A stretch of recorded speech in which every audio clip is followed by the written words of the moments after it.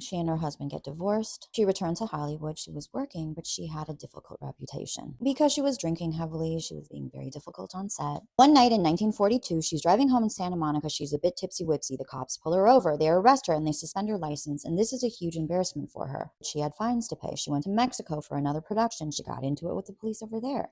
Then the next year, a bench warrant was issued because she hadn't made payment. The cops find her. She's resisting arrest. She's booked. There's photos. She goes to court. She says the police violated her rights. She throws ink at the judge. When the judge asked her about her drinking, she's like, yeah, I put it in my coffee and my milk and my orange juice. So he gave her 180 days, and while she's leaving the court, she's kicking the popos rather than putting her in prison. Her family asks the judge if she could be committed into a psychiatric hospital. It's there she's diagnosed with manic depressive psychosis, and then later she's diagnosed with paranoid schizophrenia.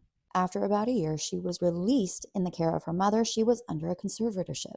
She and her mother got into it. For the next almost decade, she was in and out of psychiatric hospitals, receiving the worst treatment. Allegedly, she was raped multiple times. She received electric shock therapy. Finally, she's released. The conservatorship ends. Frances started working at a hotel, where she met and married Alfred Lobley, a utility worker. This marriage lasted a few years. Then she married Leland Mikesell, an independent broadcast promoter. This marriage lasted about 5 years. Frances tried to have a comeback. I would very much like to correct some impressions which arose out of a lot of stories that were written about me, I guess, but they weren't about me. I'm very happy to be here tonight to let people see that I am the kind of person I am and not a legend that arose. Other stories accused you of being an alcoholic. Were you, Francis? No, I was never an alcoholic. Did you ever use dope?